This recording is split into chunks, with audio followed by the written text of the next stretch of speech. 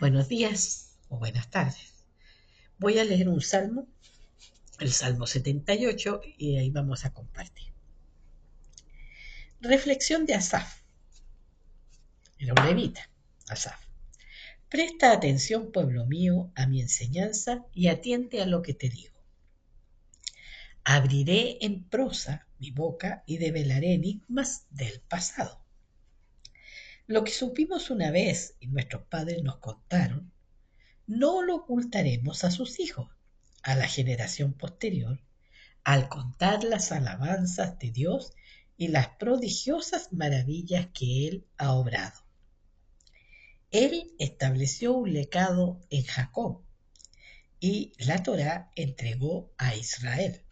La encomendó a nuestros padres para que la hagan saber a sus hijos, que la enseñen a las generaciones futuras que nazcan de sus descendientes y ellos la transmitan a sus hijos para que finquen su confianza en Dios al no olvidar las maravillas que hizo y cumplan sus preceptos, para que no cometan los errores de sus ancestros, quienes fueron desobedientes y rebeldes, cuyo corazón vaciló y no fue fiel. Como los hijos de Efraín, expertos con sus armas, que se apresuraron en salir de Egipto y cayeron en batalla. No acataron el pacto de Dios y su ley se negaron a seguir. Olvidaron sus prodigios y maravillas que le mostró. Frente a sus padres hizo milagros en las plagas de Egipto, región de Zoán, que partió el mar y los hizo cruzar, y las aguas formaron barreras a su paso. Los guió con la columna de nube del día y en la noche con la de fuego. Partió rocas en el desierto y les dio de beber agua de manantiales. Hizo brotar agua de la roca como ríos de agua pura, pero volvieron a pecar, rebelándose al Altísimo en la sabana, y retaron a Dios otra vez pidiendo comida para sobrevivir.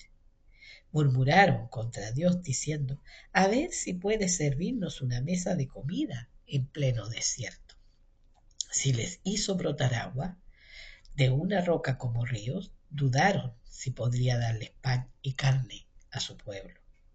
Eso enojó al Eterno, y su furor se encendió sobre Israel, pues no tuvieron fe en él y no confiaron en su salvación. No obstante ello, ordenó a los altos cielos y las puertas celestes abrió. Les hizo llover el maná para que coman, y alimento celestial les brindó. Pan de los cielos comió cada uno, ración personal, hasta hartarse. Envió vientos del cielo desde el sur con su poder, desde el sur con su poder, y llovieron aves como polvo y arena del mar.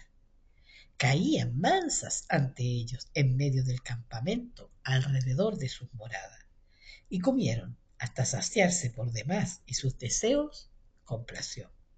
Pero cuando aún estaba la carne en sus bocas, pero cuando aún estaba la carne en sus bocas, y la furia de Dios se alzó sobre ellos, eliminando a fuertes y a jóvenes.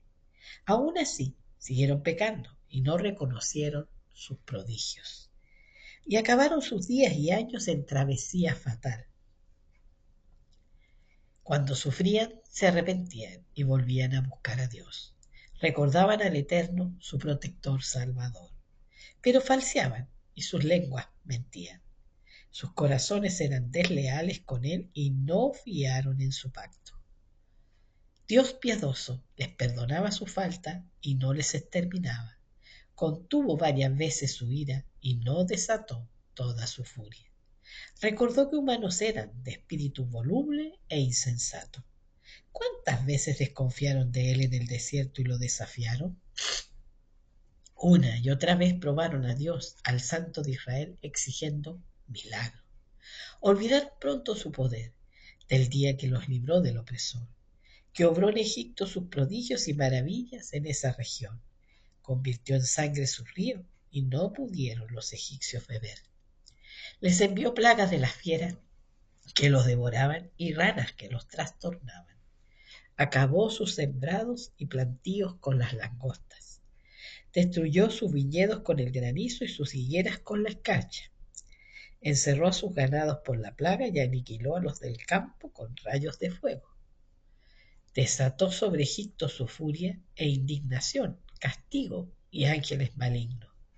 Desató su ira de mortandad de animales con la peste y acabó con la muerte de los primogénitos de Egipto, los mayores de cada casa.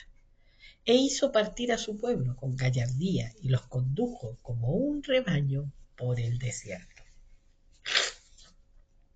Iban seguros y sin miedo, pues exterminó a sus enemigos en el mar Rojo.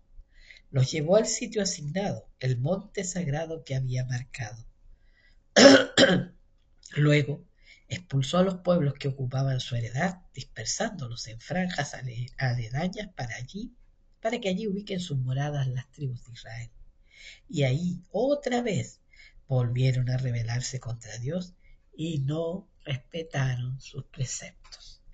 Perdieron su fe, traicionaron al eterno Dios como lo hicieron sus padres con malicia. Lo ofendieron con ídolos y altares paganos. Oyó esto Dios y se enojó. Aborreció mucho esta actitud de Israel. Abandonó el santuario de Silo, el tabernáculo que situó entre los hombres, y dejó su fortaleza cautiva en manos del enemigo. Entregó a su pueblo ante la espada y de su heredad se desentendió. Jóvenes murieron quemados y doncellas quedaron asoladas. Sacerdotes cayeron ante la espada y sus viudas no pudieron llorarlos.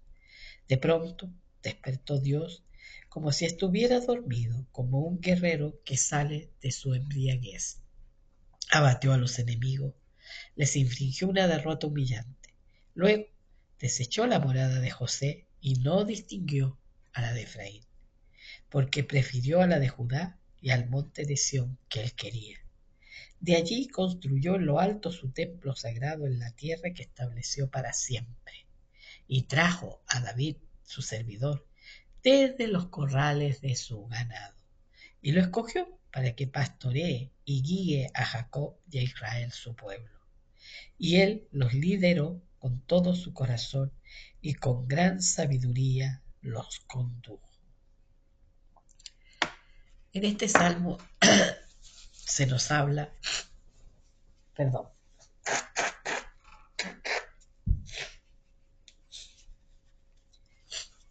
en este salmo se nos habla de toda la obra que hizo Dios desde que antes de sacarlos de Egipto y llevarlos por el desierto para que probaran su mano, su misericordia, recibieran su instrucción, que es la Torá, que nosotros mal traducimos como ley, pero en el fondo es una constitución para un pueblo, una constitución por la cual se debe guiar el pueblo de Israel para vivir en paz, armónicamente y en comunión con Él.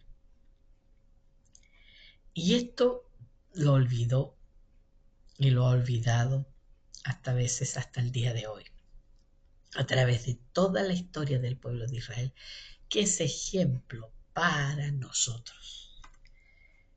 Puede que tú hayas tenido un encuentro con Él hace 10, 5, 20, 30, 40 o menos tiempo.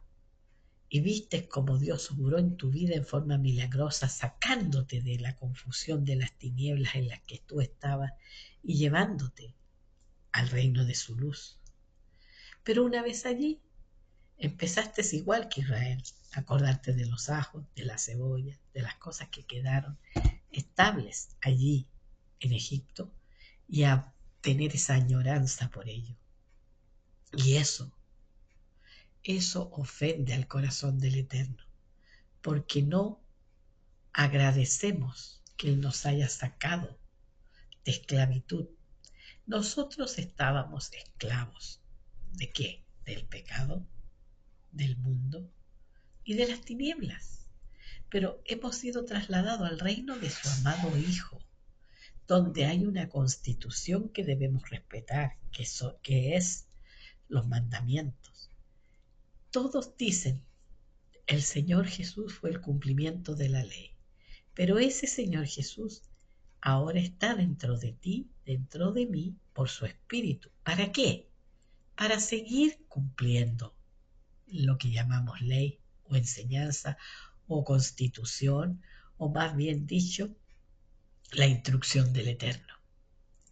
Está dentro, por lo tanto no te es gravoso. Lo que pasa es que tienes que rendirte delante de Él. Tienes que entregarle el trono del reino a Él y dejar de ser tú tu propio rey. Porque cada uno de nosotros, su ego, es el que maneja nuestras vidas y nosotros debemos volvernos hacia Él, hacia la luz. Él está dentro de nosotros. Nosotros tenemos que estar en Él. Debemos buscarlo. Vemos hasta el día de hoy la nación de Israel, donde hay algunos que son creyentes en Él y otros no. Pero esa nación es un ejemplo para nosotros en lo personal. Ellos han pasado, después que salieron de Egipto y que entraron a la tierra prometida y pidieron rey, porque no les bastaba el rey de los cielos, y Dios les dio a Saúl, y después tuvieron dos reyes que podemos destacar, que son David y Salomón. Después el reino se divide y de ahí vienen los cautiverios uno tras otro. Babilonia, Medo-Persa, el macedonio o de Grecia y luego el Imperio Romano. Esos cuatro tuvieron al pueblo de Israel sometido. Ellos eran los que gobernaban. Hasta que tuvieron que escapar en el año 70 de muchos salir de Egipto. Lean Mateo 24. Mateo 24, ahí el Señor Jesús le está diciendo a los discípulos que van a tener que salir porque va a venir una persecución.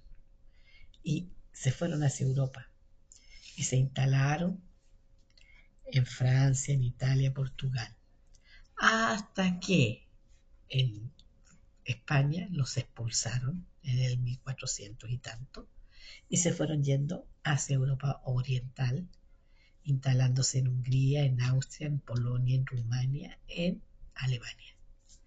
Y allí prosperaron, pero prosperaron económicamente, pero se asimilaron. ¿A qué? A las costumbres de esas naciones. ¿Y qué vino después? Apretón, persecución. Surge el nazismo, donde la mayor persecución contra los judíos, yo creo, a través de la historia, y el mayor sufrimiento fue allí. Ellos fueron llevados cautivos a los a los campos de concentración y murieron aproximadamente 6 millones de judíos. Luego vino la liberación con la derrota de Alemania y llegaron a los campos de refugiados. Y de allí, de los campos de refugiados, fueron llevados algunos por antiguos judíos que vivían en la tierra de Israel hacia esa tierra. Hasta que en el 48 las Naciones Unidas dan la autoridad y se forma el Estado de Israel. Y nuevamente guerras tras guerras, tras guerras, tras guerras, conquistan Jerusalén, guerras, guerras, guerras, pero prosperan, prosperan, prosperan. Prosperan materialmente, intelectualmente, científicamente, tecnológicamente, pero los creyentes son pocos allí. Y en este minuto tuvieron una masacre en un día. Un día fue más cruel que muchos días del holocausto nazi, el 7 de octubre. Y allí se ha desatado un conflicto, una guerra, que en este minuto está en media en pausa, con aquellos que quieren hacer desaparecer del mapa a Israel y a Occidente, a la cultura occidental, porque eso es Irán, pero es el gobierno de esa rama del Islam que jura eliminar a los herejes. Y dentro de los herejes no solamente están los judíos, están los cristianos, están todos aquellos que no se someten a la ley islámica de estos grupos terroristas. Usted me dirá, estamos en América, vivimos acá en América del Sur, estamos tranquilos. El movimiento migratorio ha hecho circular culturas, razas, ciudadanos del mundo, están rotando. Y aquí también han llegado. Yo no tengo nada contra el Islam, pero sí advierto, está la línea terrorista del Islam que quiere exterminar a todos los herejes, entre comillas. Es como lo que ocurrió con el catolicismo años A, cuando llegaban a un territorio y evangelizaban, y los que no se convertían, ellos los mataban. Fue por la espada el evangelio en América, fue por la espada el evangelio en África y en distintas partes donde llegaron los cristianos, entre comillas, con la espada y la cruz. Pero ahora es el turno del Islam, que ellos quieren controlar todo el mundo. No hay nada peor que una guerra religiosa. Y en eso nosotros tenemos que estar vigilantes, despiertos, en oración. Porque el Padre nos dejó por la palabra, por los profetas, por todo lo que está escrito, que esto iba a acontecer en el final de los tiempos. ¿Y qué tenemos que hacer? Prepararnos para la venida del Señor, prepararnos para la redención final, orando en todo tiempo, con clamor, con súplica, por aquellos que aún no han visto y no han salido de las tinieblas, orando para que nosotros no entremos en tentación, vigilantes, atentos, en comunión con Él y con su palabra. De otra manera no vamos a poder. De otra forma el pueblo de Dios no va a poder. ¿Qué ha pasado con la iglesia? Ha caído en la apostasía. La iglesia tiene más cosas del mundo adentro que muchos años atrás. No vamos a decir que en el comienzo del evangelismo y del movimiento misionero era perfecto. No, no lo era. Pero no tenía tanta mezcla. Actualmente, dentro del pueblo cristiano, hay demasiada mezcla. Hay demasiada ambigüedad. Es muy fácil ser creyente porque no se les enseña a los hermanos que debemos vivir piadosamente, en comunión con el Señor y bajo su autoridad, porque el Rey ha venido a morar dentro de nosotros por su Espíritu. Vivimos momentos cruciales para la humanidad. Nosotros somos los que tenemos la luz, que debemos tener la luz en lo alto. Y esto no quiere decir que se trate de que no hemos predicado el Evangelio.